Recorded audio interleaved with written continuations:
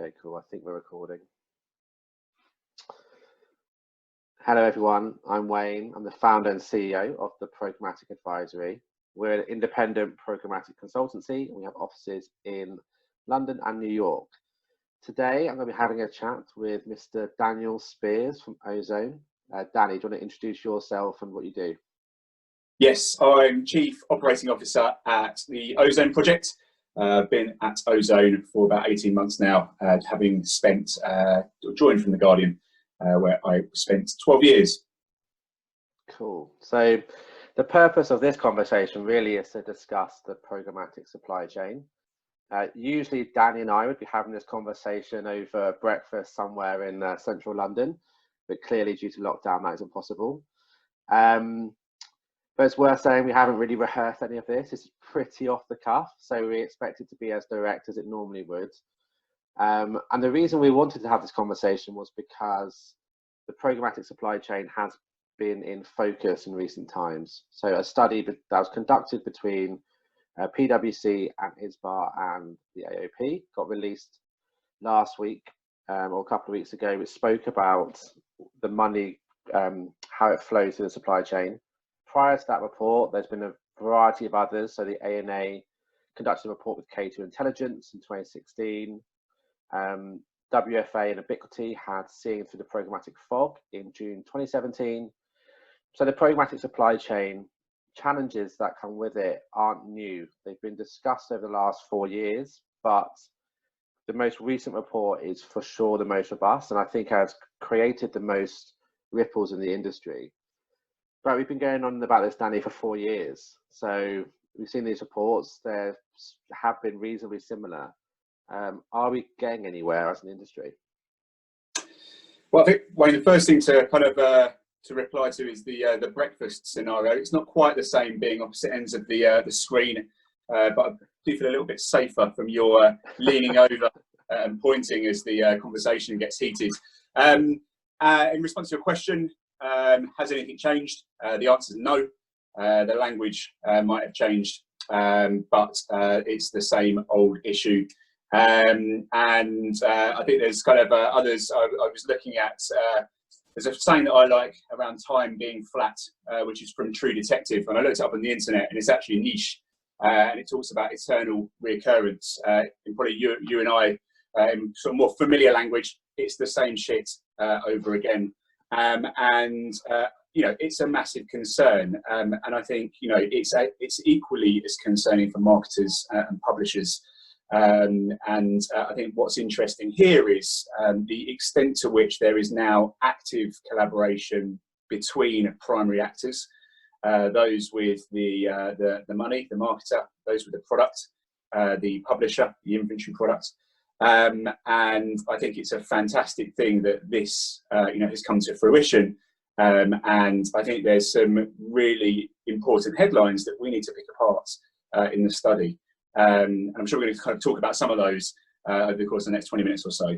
I mean, I'm interested in your view. You're probably, you know, I've got a bit of buy-side experience, which I can kind of reference, but I'm interested in your view. I guess you're very closely aligned with the marketer perspective.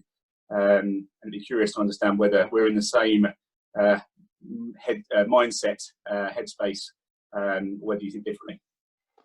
Yeah, I think when these reports come out and they sort of highlight that there's big chunks of money which don't make it to the publisher and are tough to track, I think that always creates some concern at the advertiser side. I don't necessarily think they assume that lots go to the publisher, to be honest. They put money into programmatic to deliver results for their business. They have never, you know, only a handful, I think, have shown, you know, the ones in the report, for example, have shown a real interest in the supply chain. But I think, and you know, the concern you hear is, well, if all these bad numbers and programmatic's bad and all this money's going missing, people are like, well, maybe advertisers stop spending in programmatic.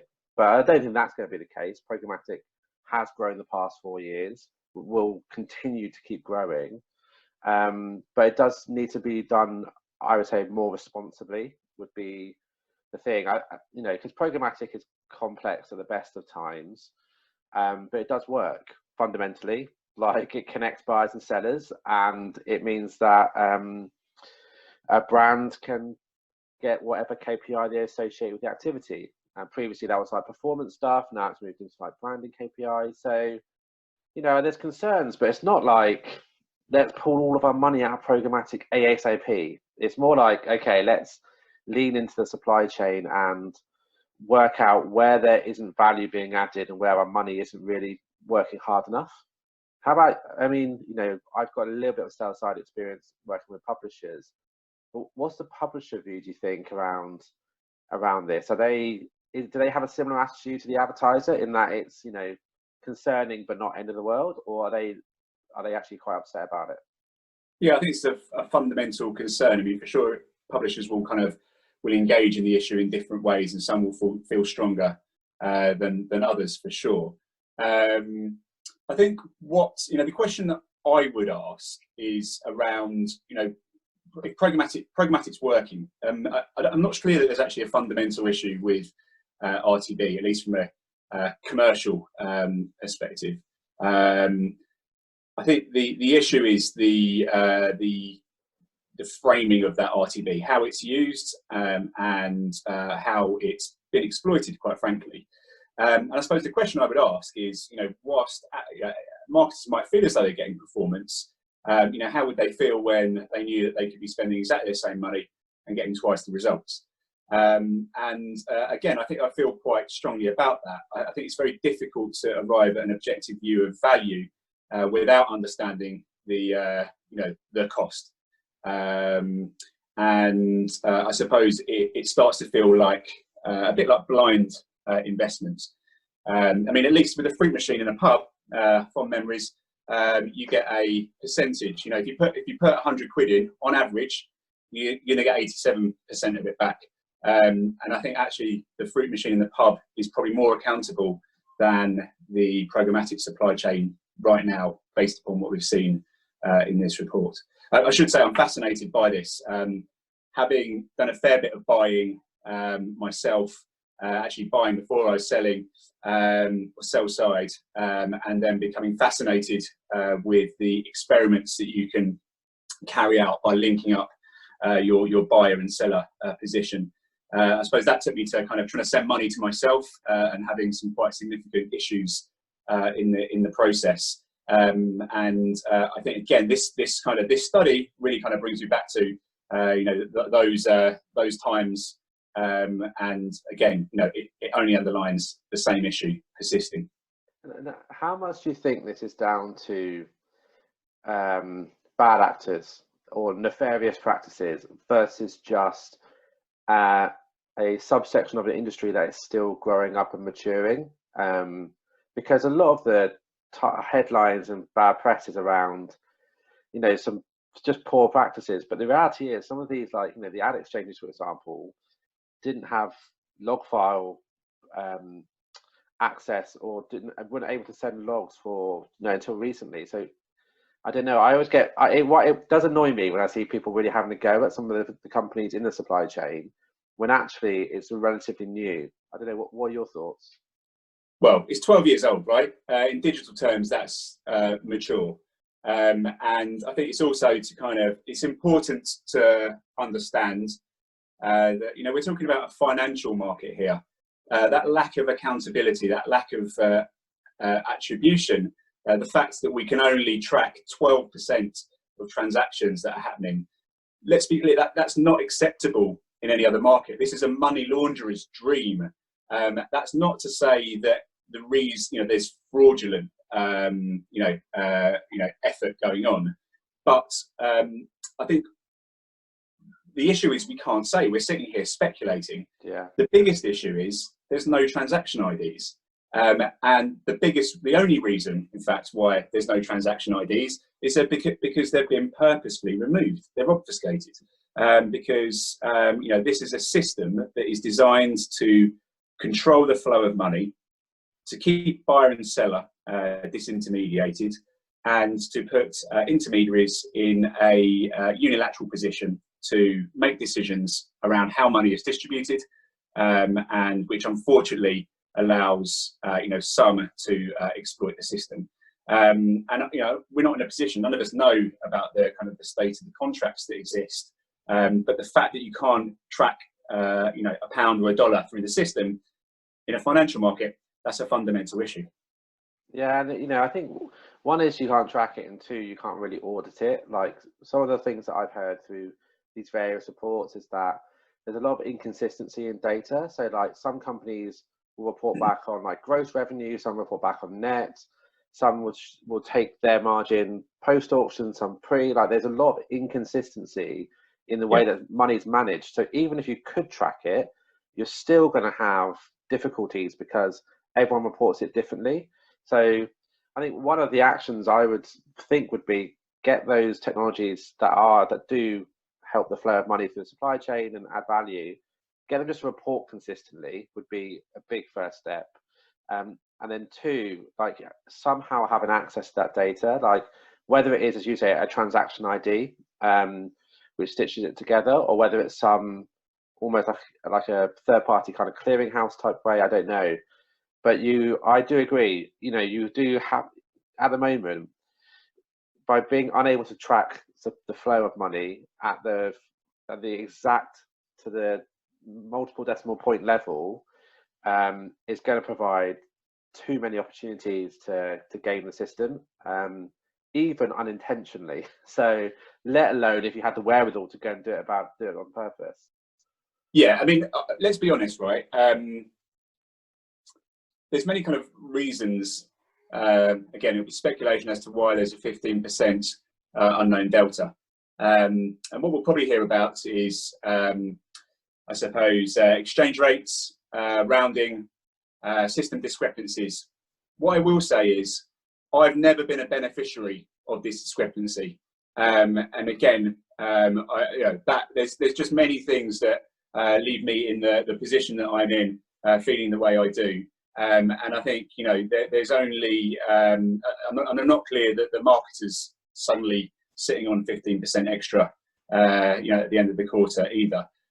So, the question is, where this money's not disappearing into thin air, let's be clear. It sounds all very mysterious. This is ending up in someone's pocket. It's just a question of who. And I think it's important. Maybe we should get into the numbers, Wayne. I don't know if you've got a favourite number or a headline that you kind of that jumped out and grabbed you more so than others. It probably was the 15% go missing was the obvious one, because people ask me what is that. I'm like, I don't know, and I've been in Programmatic for like 10 years, and the people I know who are like in the detail at these like DSPs and exchanges in particular don't know. So it's like lots of assumptions, like it's FX rates, it's discrepancy on when ad impressions are served, it's sometimes it's nefarious. It's like all these different post auction, all these reasons. The fact we don't know that, it's 15%. That's on average from top tier companies and top buyers, etc. That could be much higher in other parts of the supply chain. So that was the concern. I think beyond that, a lot of the headlines were like 49% doesn't make it to publishers. And I'm always like, what is that? What should that number be? Because we'll get onto that I think in a bit, but I'm less concerned about that number because I think that resolves itself over time through transparency and the data access, etc. we said before. But the 15% being just unknown, that's something that does have to iron itself out. That requires a ton of collaboration to make that happen. How about you? What was your sort of standouts?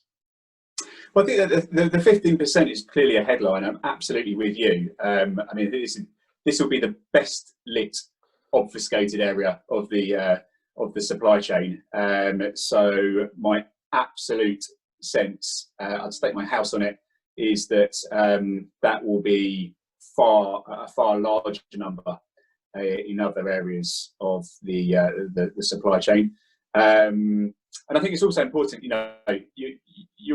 that's a robust sample. You're talking about millions upon millions of impressions, but again, it's only 12% 12% of transactions have a 15% gap. So you know, it's a real cause for concern. And I think if you look at that kind of publisher number, I suppose up the supply chain, as I kind of imagine it, yeah, the average is 51. And the scenarios that are called out in the report, the best case is 67, so marginally better. The worst case, 2%. 98% is unaccounted, is sorry, not arriving with the publisher. And I don't know if you could plan to do that. I don't know what you'd buy or what technologies you combine to arrive at that. I think it'd be quite a challenge. And then of course the other one that jumps out, the other number that jumps out is the 40,000 sites average, which I think is just it's just astonishing. I mean, I still think the notion of a 5,000 site whitelist is pretty ridiculous. But 40,000 sites, I mean, you're talking about content sites that carry advertising that have meaningful human engagement. It's really difficult to name any outside of the top 200. I had a really interesting kind of analogy in the past around, you know, the assertion will be, well, Danny, yeah, but you do, there's niche interests, and it's true. I suppose there, you know, there's some broad brushstrokes in my in that perspective, and you know, I don't think we should take away from any you know, publisher of content who's doing their thing, even if you know, that it's just their family consuming it. You know, it's meaningful to them. So I don't want to kind of dismiss that. But you know, what's also been explained to me, if you think about, you know, kind of your commute to work, there's probably a million ways I could go to work in terms of permutations, but I generally go one of two routes. So yeah, there's 40,000 sites you could advertise on, but or you could visit. But I think that the choice of, or the you know, if you're targeting human engagement at meaningful scale, and I just mean, I don't know, might be over 100 people, right? Then you know, there's not that many sites to choose from, is my view. And again, I realise that kind of that's a publisher-centric view, and driven by bias. And I'm interested to understand, with your buying hat on, whether you think any differently. Oh, 40,000 for one market seems too high. If you're running globally, that might be, you know, a bit different. You know, we always advocate for whitelists, like always whitelists, and sometimes the task of building those is quite arduous. But at least you've got some sight on where you're spending and where it's going. You can work with third parties to help. But I think where some buyers just leave the entirety of content selection down to a third party, like verification provider, for me doesn't seem right. And you do have to take some responsibility in that process yourself. And you're not just because of, you know, the responsible way of investing money, you know, to certain publishers, but just which, you know, we could debate for ages on whether, you know, whose responsibility that actually is. But just having, like, you know, control over what you're investing in, and don't just outsource it to some of these brand safety providers to do the blocking and then the controlling of it. It doesn't, to me, it never made much sense. So yeah, I would expect that to, you know, hopefully some of these advertisers will take a bit more of a like lean in more to that kind of approach. Yeah, I think time will tell a bit. I've got quite a strong view in response to that, surprise, Wayne, which is, I suppose that, you know, that notion of, I think it's important to recognise that marketers, you know, if you believe marketing is an investment discipline, it's absolutely with the marketer to choose where that spend should go, and I guess on what basis as well. So I feel slightly uncomfortable about the sense of obligation to spend in certain places. I think that's kind of slightly amiss. But again, yeah, what I would say is, you know, if you just focus on, I suppose it's planning insight, focus on the numbers. I ran an exercise some time ago now. I was interested in understanding how engagement was distributed across the web, and I think off the top of my head, it was something like the top 2,000 or so sites delivered 80% of recorded human engagement across the web. So a very kind of clear case of Pareto's law. And I think, you know, that does sort of raise the question as to whether the distribution of ad spend is in line with the distribution of human engagement. And I would call that into question. I think there's a huge disconnect today. And of course, that completely disregards any argument around, there's certain publishers that should be invested in, as a kind of an ethical position. And I think that has that planning mentality has been lost. So I do want to talk about value, because one of the things that I used in an article I wrote was this bananas analogy, which basically was just how a banana gets from a field to your living room. And there's middlemen in that, and they add value, because I clearly am not going to drive all the way to India to pick a banana, come back to eat it. I think people just misunderstood that analogy. They got way too into the costs of it, because they think that the ad tech is overpriced almost. They think that the fees are too high. And it always confuses me as to why people think that. But the challenge is, at the moment, because we don't have sight on the cost in the supply chain, we don't know if they're too high or too low. I think there are concerns that if you look at the history of digital marketing, procurement teams are just basically driven down pricing. Like, that's essentially what they've done. Yeah. And there's a concern that if you just disclose all of these fees and rates, it's just going to come down over time, as opposed to like rewarding where value should be rewarded. I don't know, what are your thoughts on value?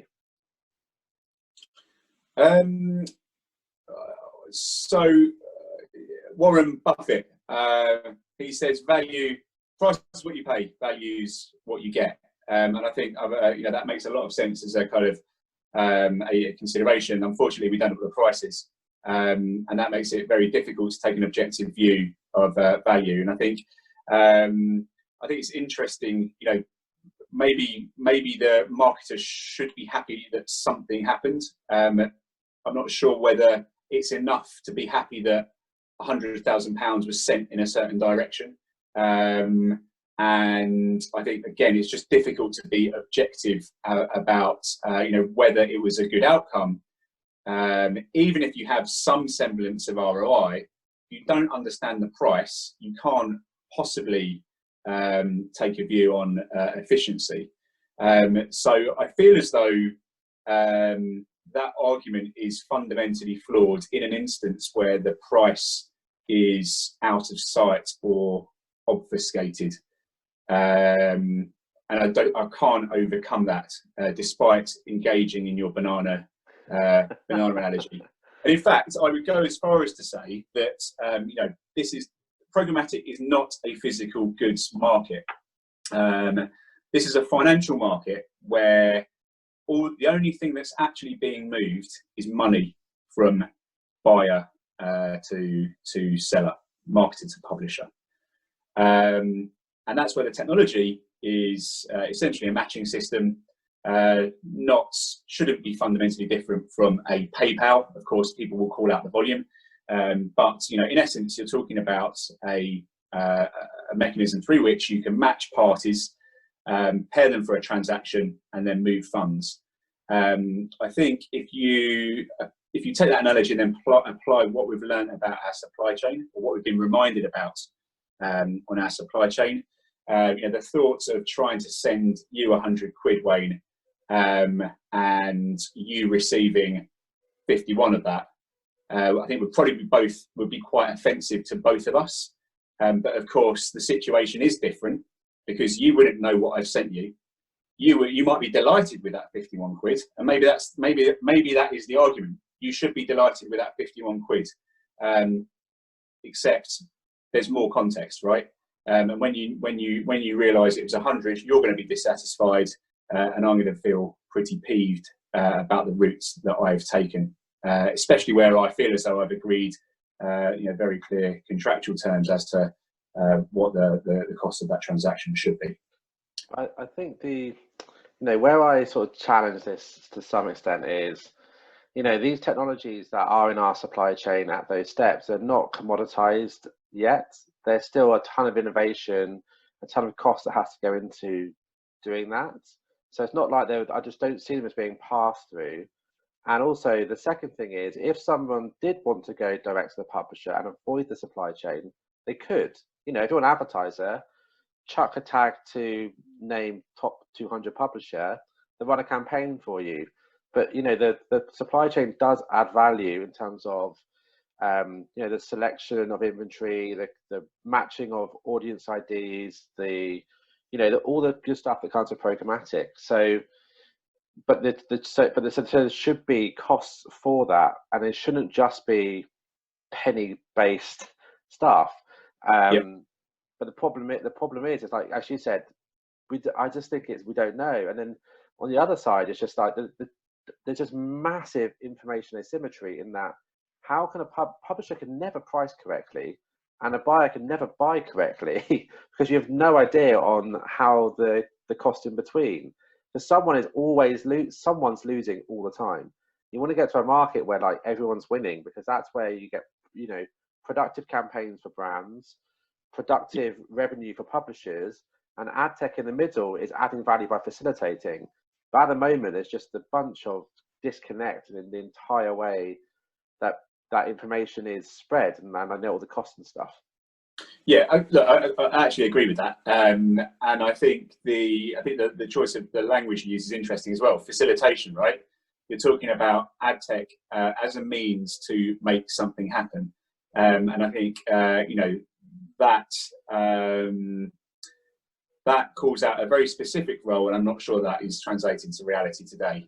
You've got you know, contracts that tend to define technologies as primary, able to make buying decisions based on you know, on behalf of the marketer, pricing decisions on behalf of the publisher, and you know, do all sorts of things that ultimately challenge you know, one or the other or both at certain times as well. And I think actually it does make it very difficult to kind of bucket up the role of intermediaries.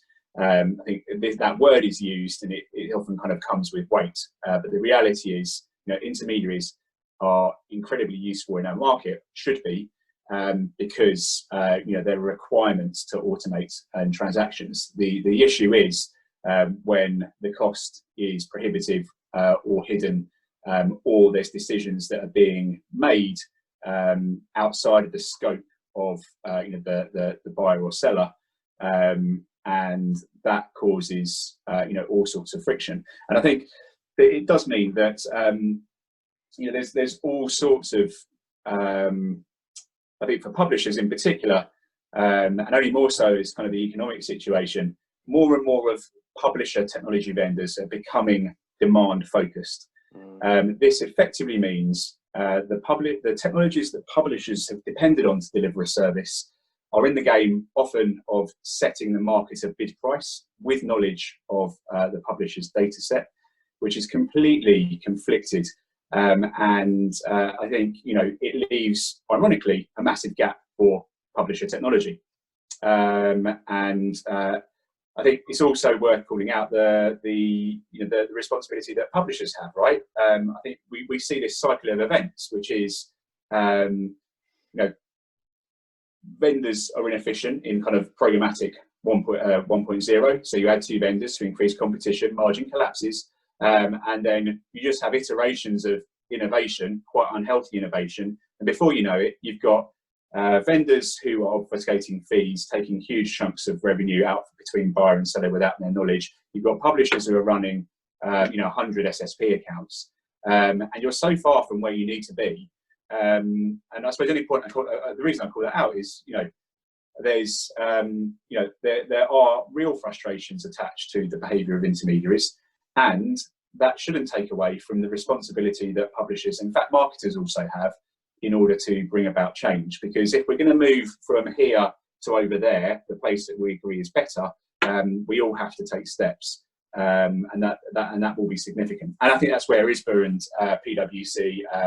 ISBA, AOP, and well, I suppose the insight that's been surfaced by PwC is a really compelling vehicle through which that can happen.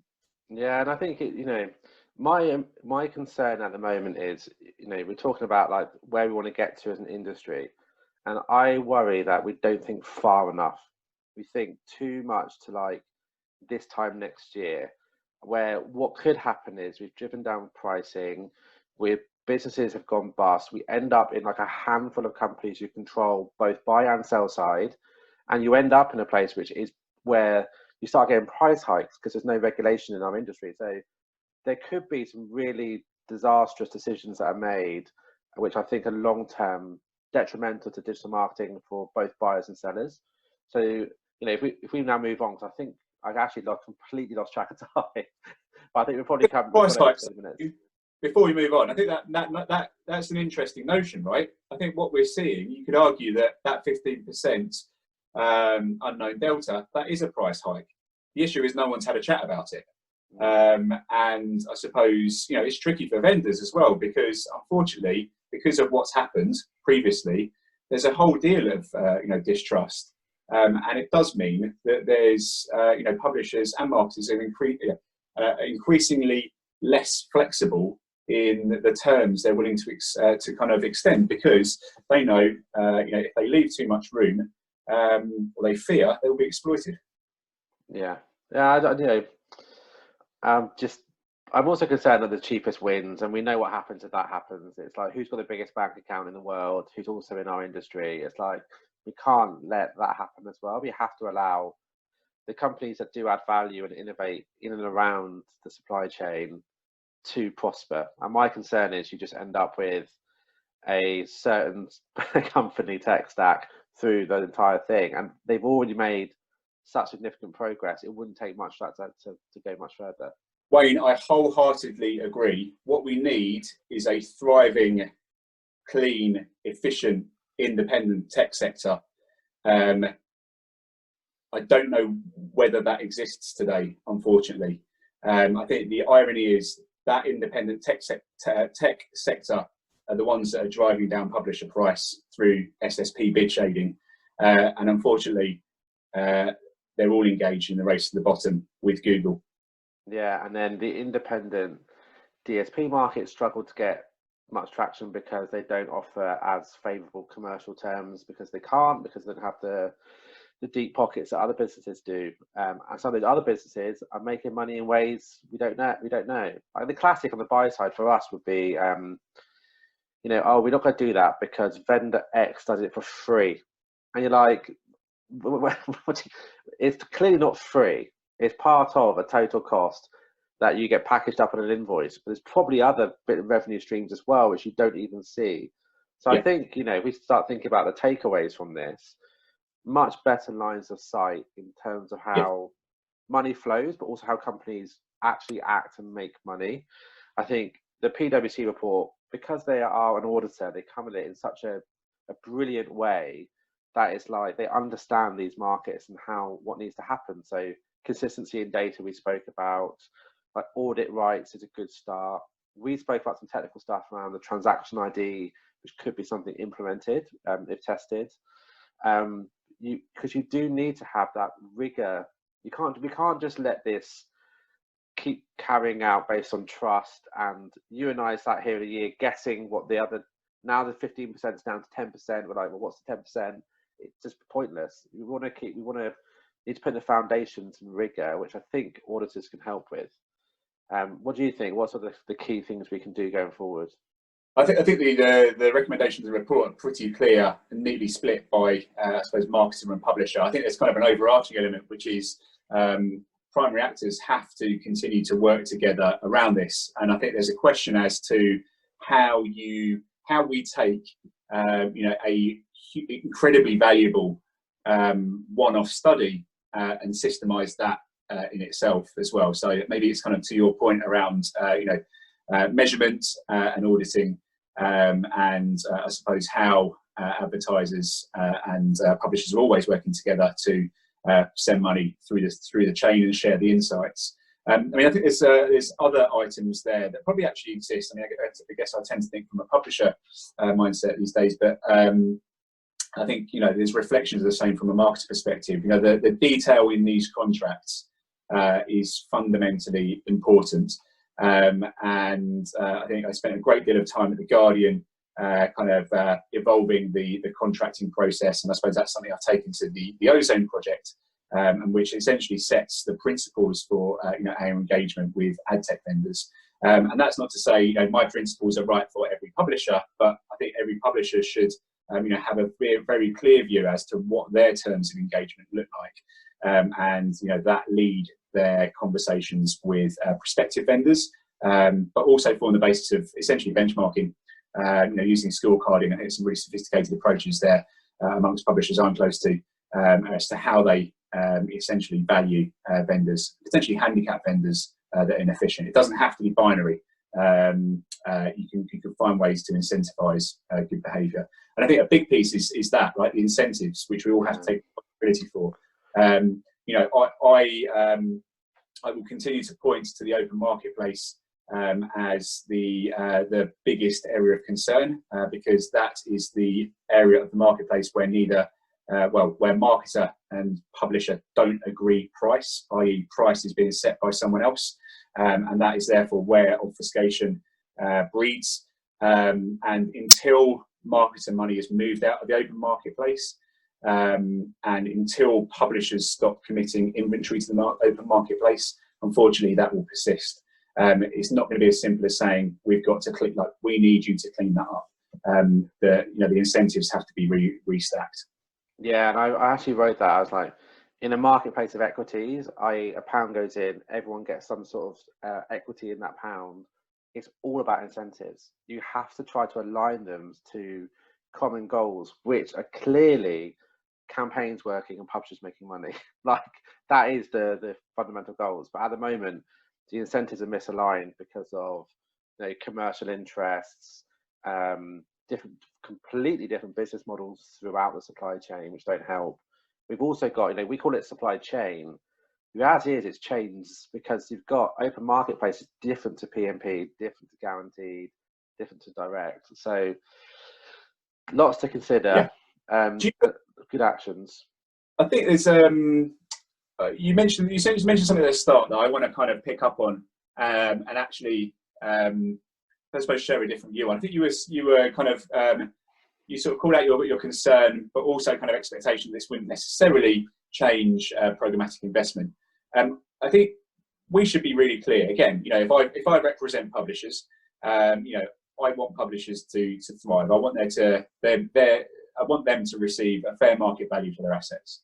However, having bought, I'm absolutely clear on the need for performance and the very delicate balance that exists between publisher outcomes and marketer outcomes. And I think what I've seen is that when you clean up the links in the chain, marketer ROI goes through the roof. And in fact, you can procure the same results, if not better results, for less money. So I'm going to it's quite a provocative idea as a publisher who wants to sell, but actually I think there's a case to spend less and to do it in a much more effective, considered manner, delivering much greater results, and in fact taking out a whole heap of these incentives that just do us no favours. Yeah, I have disagree in some areas clearly, but we can't go on forever. So let's wrap it up. I think the key takeaways are there's lots to be done. This report needs to act as the foundation for all the actors to start a better aligning. I think that's number one. And then the second is just putting way more, let's remove this second guessing of what's going on, put some really robust processes and infrastructure in place to allow that. And then, hopefully sort of all ships rise in the tide. Publishers do better, brands do better. I would say it's quite a long road ahead. And there's some things that everyone can do right now in all areas, but we've got to keep sticking with this because it's the right thing to be doing. It just needs to get better. So thank you very much. I'm not sure if we're going to do another one of these discussions, but maybe we will. Thanks a lot, Danny, for your time. Really appreciate it. And hopefully I'll catch up over a bacon sandwich soon. Yeah, I look forward to breakfast next time. This one was cheaper, to be fair. Nice one. Chat to you, mate. Cheers.